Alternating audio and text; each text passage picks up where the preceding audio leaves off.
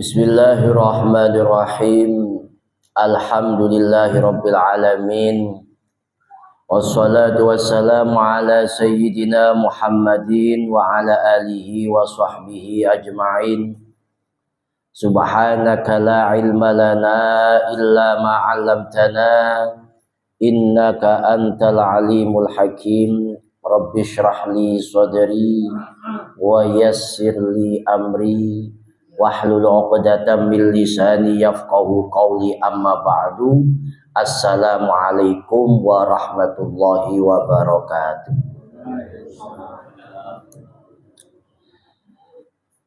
Alhamdulillah, Allah masih mentakdirkan kita di subuh hari ini untuk berkumpul bersama pasca sholat subuh berjamaah dalam rangka at-ta'lim wa ta'allum, ngaji bareng, matus ilmu, dengan niatan supaya keberkahan ilmu, kemanfaatan ilmu dapat menyirami kita semua serta berpengaruh besar terhadap keluarga dan anak turun kita kelak.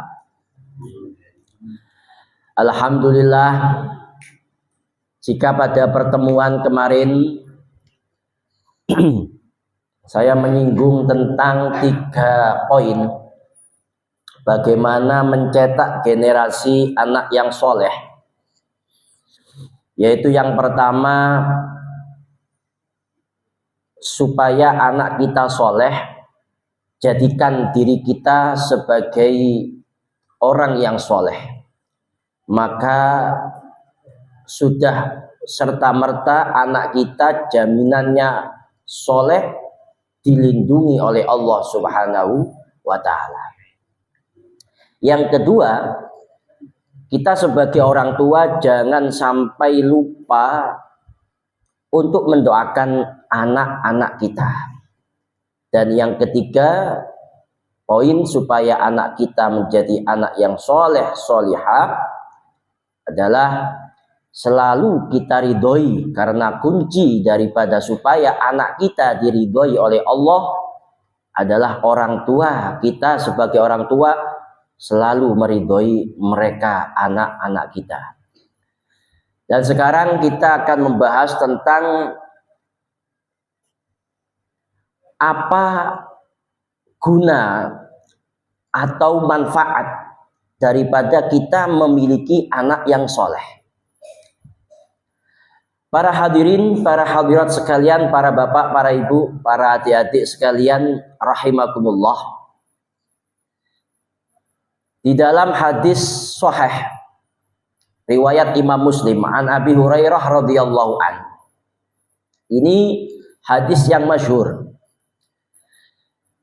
bahwa Rasulullah Shallallahu alaihi wasallam bersabda, "Idza mata banu adama in qata'a amaluhu illa min salasin, shadaqatin jariyatin aw ilmin yuntafa'u bihi aw waladin sholihin yad'ulah." Rawahu Muslim. Idza mata, apabila meninggal dunia, ibnu Adam, anak turun Nabi Adam, manusia ketika meninggal dunia, kata Rasulullah Sallallahu Alaihi Wasallam, inqata'a amaluhu, maka amal-amal yang dilakukan jadinya terputus. Meskipun pada faktanya atau cerita-cerita ulama-ulama kita terdahulu, para wali-wali, para orang-orang yang soleh terdahulu, banyak yang mereka sebenarnya tidak meninggal. Kata Allah, la tahsabannalladzina qutilu fi sabilillahi amwata. Jangan kau kira orang-orang yang meninggal di dalam jalannya Allah mereka itu mati, meninggal dunia. Tidak. Mereka hanya pindah alam saja.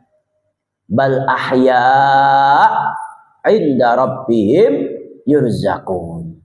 Mereka sebenarnya hidup, masih bisa menyaksikan bagaimana ahwal-ihwal daripada orang-orang sekitarnya yang masih hidup. Bahkan senantiasa minta kepada Allah supaya mereka yang masih hidup dimatikan dalam keadaan husnul khotimah. Itu orang yang meninggal zaman dulu begitu. Ulama-ulama kita bahkan ceritanya orang-orang soleh, para wali-wali Allah zaman dulu itu ceritanya mereka sampai terus melakukan amal-amal setelah meninggalnya. Si pancet sholat, si pancet nyedek mari Gusti Allah. Ceritanya kan seperti itu para wali-wali. Tapi hadirin wal hadirat sekalian rahimakumullah, menurut para ulama, amal-amal yang dilakukan oleh manusia pasca meninggalnya ya tetap baik, cuman nggak mendapatkan pahala. Artinya ketika orang itu meninggal dunia, amal-amal yang berpotensi mendapatkan pahala sudah terputus. Mungkin dia setelah meninggal dunia bisa berbuat baik. Barangkali setelah meninggal dunia dia masih tetap beramal soleh, beribadah kepada Allah. Tapi ibadah, amal-amal soleh yang dilakukannya tidak mendatangkan pahala, hadirin. Maka kata Kanjeng Nabi Muhammad SAW, idza mata banu Adam inqata'a amaluhu. Sudah nggak bisa beramal lagi, amal yang mendatangkan pahala. Tapi kata Kanjeng Nabi, illa min salasin, kecuali sumbernya 3 perkara. Artinya jika 3 perkara ini dilakukan oleh umat manusia, umat Nabi Muhammad SAW ketika masih hidupnya, maka 3 perkara ini jadi semacam deposit yang setiap hari, setiap waktunya pahalanya mengalir deras kepada para pengamalnya. Apa yang pertama? Sodakotin jariyatin. Sodakotin apa ya? Sedekah. Sedekah itu apa? Kita memberikan sesuatu kepada orang yang membutuhkan. Itu namanya sedekah. Kalau kita memberi sesuatu untuk memuliakan, biasanya disebut sebagai hadiah.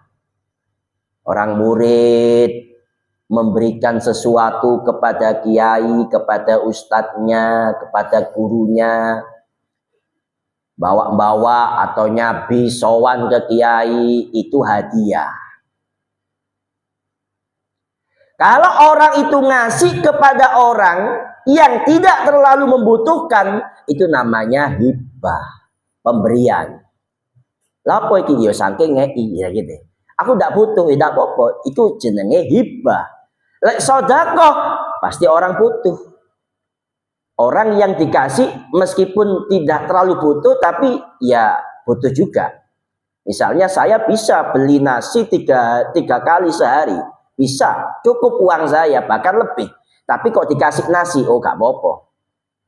Isok ditabung duit atau untuk yang lain. Ini namanya sodakoh.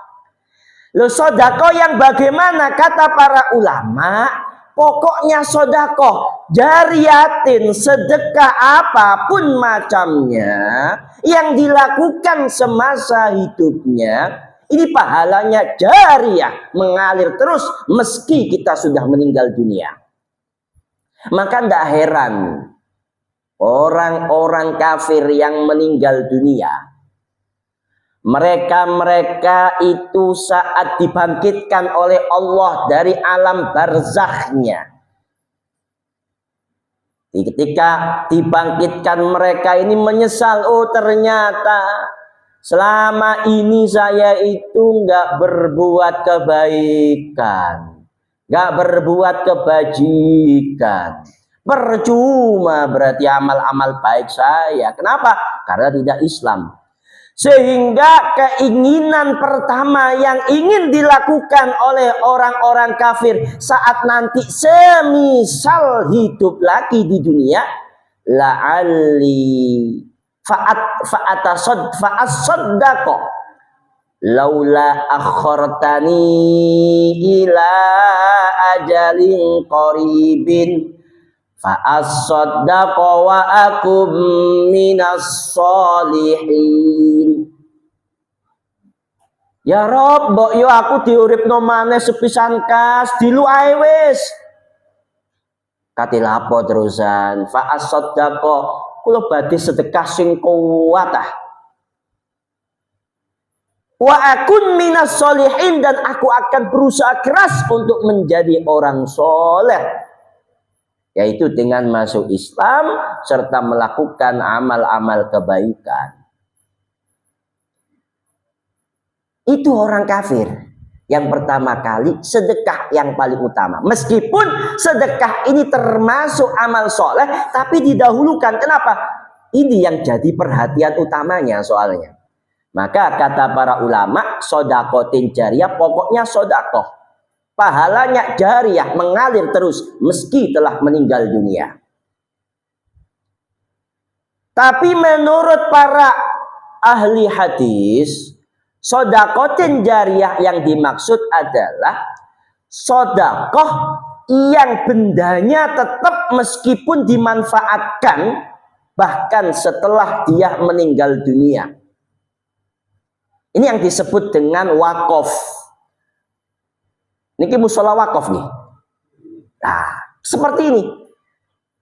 Jadi sesuatu atau bangunan atau apapun yang diwakafkan, baik oleh orang yang bersangkutan maupun oleh anak turunnya, misalnya kita wakafno atas nama mbahku, atas nama bapakku atau ibuku atau siapapun itu orangnya, diwakafkan sehingga bisa dimanfaatkan oleh orang kebanyakan serta mendatangkan kebaikan, maka orang yang mewakafkan itu meski telah meninggal dunia tetap dapat aliran saldo pahala. Enak. Apa saja, macam-macam. Dalam hadis lain, Abu Hurairah juga mengatakan bahwa Kanjeng Nabi Sallallahu Alaihi Wasallam bersabda, inna mimma yalhaqul mu'mina min amalihi wa hasanatihi ba'da mautihi. Sesungguhnya termasuk hal yang dapat bermanfaat kepada orang beriman dari perbuatan dan kebaikan-kebaikannya meski dia telah meninggal dunia. Ada beberapa. Yang pertama, ilman allamahu wa nasyarahu, ilmu yang dia sebarkan dan dia ajarkan. Yang kedua, awwala dan solihan tarokahu, anak soleh yang ditinggalkannya. Au mushafan warrosahu, sebuah mushaf Al-Quran yang diwariskan. Tidak ada kata wakaf, diwariskan, ditinggalkan, meninggal punya banyak Al-Quran. Eko Al-Qur'ane diwoco, eko Al-Qur'ane dicekel ambek anak ambek putune sing wafat oleh pahala.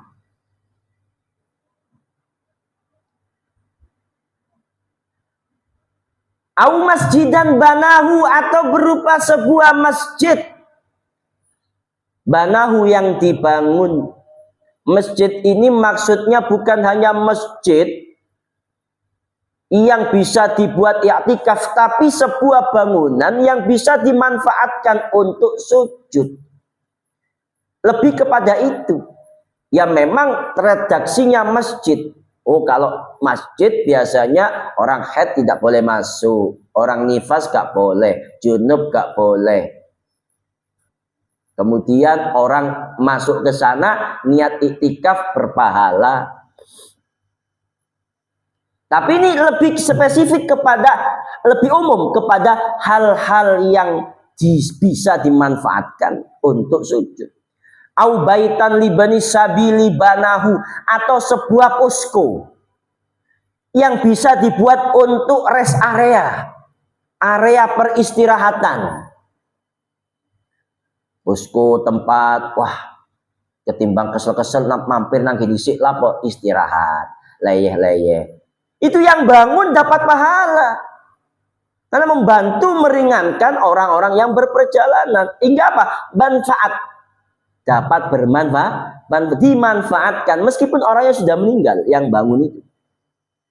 Au nahron ajrahu, atau dia itu gali air sehingga keluar sumber dimanfaatkan oleh orang banyak.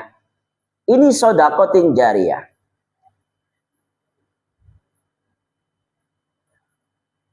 Para bapak, para ibu sekalian, hadirin hadirat rahimakumullah, sedekah jariyah lebih kepada sesuatu yang kelihatan fisiknya dan tidak berkurang serta terus dimanfaatkan meskipun orang yang membangun, orang yang mentaksisnya sudah meninggal dunia, ini mengalir terus selagi dimanfaatkan. Itu sedekah jariyah. Yang kedua tadi sempat disinggung, au ilmin yuntafa'u bihi, atau ilmu yang bisa dimanfaatkan oleh siapapun. Ini sebenarnya sederhana. Kita selama ini nyangkanya dengan anak kita sekolahkan, dengan anak kita pondokkan, kita ngajikan, kita titipkan ke seorang ustadz atau kiai, guru, untuk diajari ngaji, diajari ilmu-ilmu yang lain. Ya. Kita nyangkanya sebenarnya yang ngajari itu guru. Ya memang guru yang mengajar. Cuman yang mematenkan, yang membuat anak itu seken, bisa kemudian mengamalkan ilmu dengan tegak istiqomah, itu peran besarnya orang tua. Apa artinya anak mondok bertahun-tahun tapi begitu pulang orang tuanya wis sholat yo monggo, gak sholat yo babale, kolak wis ngerti. Padahal anaknya belum balik misalnya. Padahal anaknya sudah besar, di pondok seakan istirahat. Nang pondok di 24 jam dikongkon ngono. Wis bapak wis masuk gak salat lah. Wong tuane ngejarno. Sekolah tinggi, ini itu, tapi ketika nyampe di rumah nggak ditanya-tanyain, entah itu tugasnya atau PR-nya atau apapun tentang yang diajarkan oleh gurunya. Orang tua nggak ngawasi sama sekali, bahkan nggak mendoakan misalnya. Peran utama orang tua dalam pendidikan luar biasa. Coro gampangan nih ngeten. Kalau orang makan, ini yang nyediain biasanya orang tua yang makan anaknya. Loh, terkadang yang nyediain ini bukan orang tua tapi guru. Loh, untuk kemudian bisa makan, ini biasanya butuh bantuan orang tua untuk disuapin. Terkadang anak nggak mau, wah, sopo itu kan gitu, males. Atau mungkin di depannya tok dia mau makan, tapi gurunya nggak ada, ya wes kembali ke habitat asalnya kan ya, dan kadang anak pondok banyak ketika pulangan subuhnya banyak keteteran. Kenapa? Kurangnya pengawasan orang tua. Harusnya mondok itu kan latihan. Begitu pulang orang tuanya, oh dia sudah punya bekal untuk dilatih. Maka begitu saya bangunin ketika subuh, harusnya dia sikap. Jangan sampai kemudian malah anak itu, oh anakku mondok pirang-pirang tahun tapi kok subuh gak sholat. Oh tak barengi turu ae tak keloni mesti sana deh ya apa. Jangan seperti itu. Justru ketika kita ini jejeli, nyuapin anak kita tentang bagaimana menjalankan syariat-syariat seperti sholat subuh dan lain sebagainya, itu dalam rangka kita ini supaya anak itu ilmunya bermanfaat. Nah, ketika ilmu bermanfaat, ini yang dapat manfaatnya bukan hanya yang bersangkutan, yang mengamalkan ilmunya, bukan hanya gurunya yang ngajari dia, tapi juga orang tuanya yang memaksa dia dan mengkader dia. Diawasi terus, ini dapat pahalanya juga. Ilmin yuntafa beh. Terkadang kita sebagai orang tua jarang sekali sekarang ini orang tua yang ngajari ngaji nang anak itu. Rata-rata diserahkan ke TPQ, serahkan ke ustadz. Nggih, bagus memang. Sisi positifnya memang besar. Tapi jangan sampai kemudian kita lepas tangan. Wis bapak mau cari ustadz, wis bapak mau cari kiai, wis bapak mau cari sekolahan. Wis bapak lo jangan begini, awasi. Bahkan kata orang tua saya, minimal kalau kamu punya anak, sebelum anak kamu itu sekolah atau kamu masukkan ke TPQ, ini pesan orang tua saya, kenalkan anak kita baca atau huruf-huruf hijaiyah. Kalau kamu nggak mau ngajarin, minimal ini kasih tahu, ini alif, ini ba, ta, sampai ya. Tahu huruf. Meskipun nggak tahu baca ketika disambung, minimal itu sudah. Ya sebisa mungkin orang tuanya yang ngajar supaya dia bisa untuk mentasheh bacaannya, taruh di TPQ. Oh, wis apik wacanane, enak ustadznya, gak kelimbungan. Mulai nol, ini orang tuanya ya hanya dapat sisa-sisanya. Jadi itu. Maka itu jariah yang luar biasa daripada sebuah ilmu yang dimanfaatkan. Apapun yang dia baca, selagi dia baca Al-Quran, selagi dia baca abjad Arab atau huruf Arab, kalimat dalam bahasa Arab, selagi dia baca Al-Quran, selagi dia sholat, ngaji, apapun itu yang hubungannya dengan ilmunya Allah, Al-Quran, hadis dan lain sebagainya, selagi anak itu ngelakoni itu semuanya itu munculnya dari alif ba ta yang diajarkan oleh kita sebagai orang tua. Betapa besar pahala yang didapatkan oleh orang tua. Bukan hanya melahirkan, bukan hanya membesarkan, tapi juga mengajari. Orang tua itu ada 3. Orang tua yang melahirkan, bapak ibu kita. Orang tua yang ngajari, guru kita. Orang tua yang menikahkan, yaitu mertua kita. Loh, orang tua yang ngajari, guru kita itu disebut oleh Sayyidina Ali Abu Kafiddin, bapak kita di dalam masalah agama, sing ngajari kita masalah agama. Loh, itu lebih utama. Kenapa? Karena itu yang membentuk, mencetak ruh, mencetak jiwa. Tapi kalau misalnya orang tua yang melahirkan menjadi sekaligus orang tua yang ngajari minimal dasar-dasar ilmu keagamaan, apa yang kemudian kurang dari itu? Luar biasa salawis ngelahir, ngajari, double pahalanya. Au ilmin yuntafa'u bih. Ilmu yang dimanfaatkan meski setelah meninggalnya mengalir pahalanya. Dan yang ketiga dan yang terakhir ini. Yang ketiga, awaladin sholihin yad'ulah, ada 2 di sini. 2 kalimat, waladin soleh, anaknya harus soleh dulu. Yang kedua kata Kanjeng Nabi, anak yang soleh itu yad'ulahu, selalu mendoakan orang tuanya. Makanya bakti seorang anak ketika orang tuanya sudah meninggal itu masih ada. Bisa kita ini berbakti, diantaranya adalah ad-du'a ulahuma wal istighfaru lahuma. Kita mendoakan kebaikan untuk orang tua kita yang sudah meninggal. Kita beristighfar. Bahkan dalam satu riwayat Kanjeng Nabi Muhammad SAW bersabda,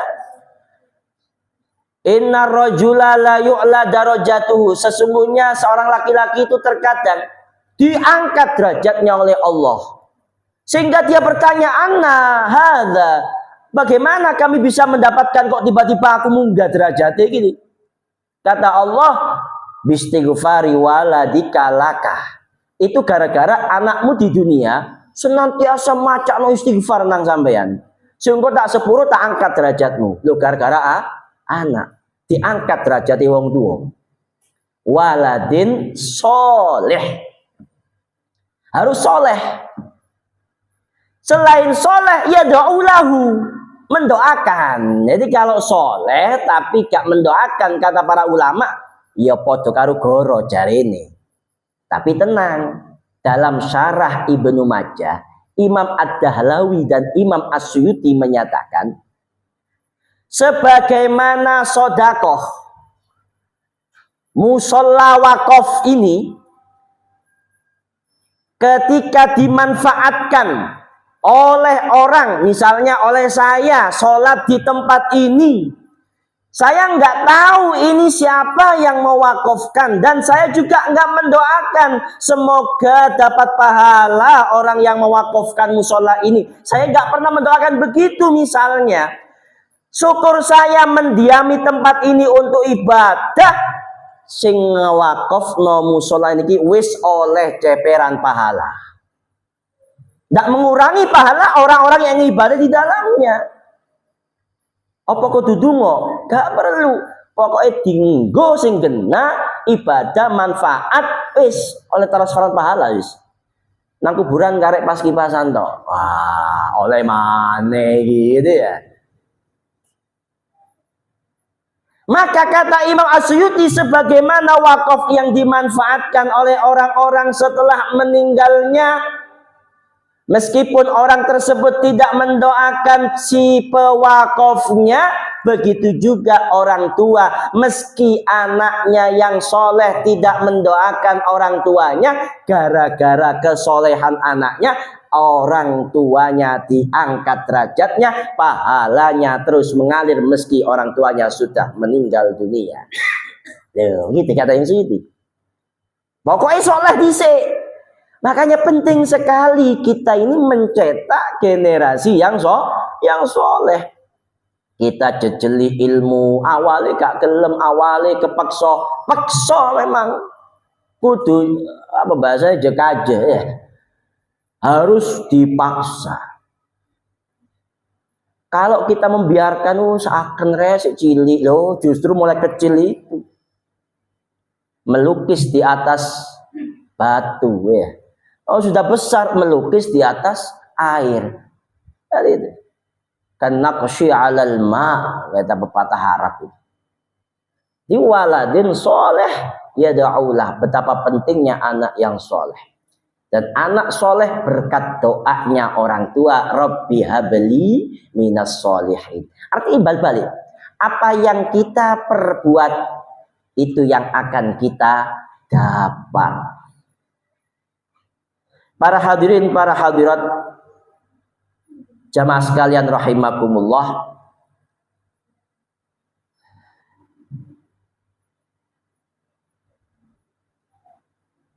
Bahkan setiap apapun yang kita lakukan dari amal soleh, kebaikan yang bisa dirasakan manfaatnya meski setelah kita meninggal dunia, misalnya sajadah atau ini tempat ini, ya, mic ini, ya, termasuk video yang sekarang. Ketika ini kemudian dilihat dapat manfaat, ini jariyah, mengalir terus pahalanya jika dimanfaatkan oleh orang yang viewernya gitu. Apapun, maka jangan remehkan satupun perbuatan yang soleh. Barangkali kita hanya bisa menyediakan satu sajadah yang tipis sekali di sebuah pom misalnya, sajadah nang pom deles itu tipis ya piro 5.000-an misalnya. Tapi ketika orang yang di pom itu gunakan untuk sholat, meskipun kita meninggal dunia, selagi sajadah dimanfaatkan, pahala mengalir terus. Banyak sekali hadirin. Artinya itu semua harus kita perhatikan. Jangan kemudian kita biarkan lompong begitu saja. Mumpung masih hidup. Ketika kita sudah meninggal dunia, maka jalan satu-satunya adalah anak kita yang berbakti tadi itu mensedekahkan hartanya atas nama kita. Itu pun Menurut salah satu ba'dul ulama. Menurut ulama lain, orang kalau sudah meninggal dunia, ya sudah, apalagi orang Wahabi ya. Orang meninggal ya udah meninggal, tahlilan dan manfaatnya, wah iki ruwet ini. Apa ngapain kita kasih lo sodakoh ini? Sodakoh untuk atas nama mayit kita ngasih makan ketika tahlilan kan dikei panganan. Lo kita ngasih makanan kepada orang-orang yang hadir, meskipun dia yang hadir gak moco tahlilan, itu gak moco tahlilan itu, cuman hadir tok. Kau sama wis lo, justru kita ini sodakohnya yang penting. Selain bacaannya penting, sodakohnya juga penting. Kita ngasih makan di sulur, gitu, makan di tempat, atau dibungkus lewat berkat, itu barokah itu. Nyampe itu pahalanya. Kenapa? Sodakotan akhrojaha, sodakotin jariyatin, ngalir terus. Makanya banyak orang-orang itu, oh ini musola, oh ini apa masjid, tapi nggak tertentu pada masjid musola, dan tidak tertentu harus jadi satu bangunan utuh mulai awal sampai akhir, biayanya dari dia, nggak harus.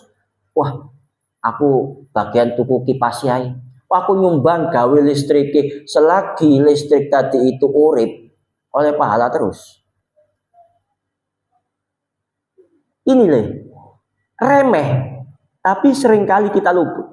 Gak harus satu bangunan musola, gak harus satu bangunan masjid, gak harus mereka. Yang remeh-remeh dulu, yang kecil-kecil dulu. Sediakan ruko misalnya ya, di tempat-tempat di mall atau di mana. Ruko tak ya, ruko banyak orang itu butuh kasih sarung misalnya, dipakai oleh pahala. Siapapun yang pakai oleh pahala terus gitu. Bahkan meskipun hilang karena dia pernah sodakoh, ini pahalanya terus berlipat-lipat. Gak harus sesuatu yang besar, gak harus sesuatu yang mewah, gak harus sesuatu yang utuh. Saipat pun, sekecil apapun, lipat gandanya itu lebih besar. Barangkali cukup. Semoga yang kita bahas pada malam hari ini bermanfaat bagi kita semua. Al-Fatihah.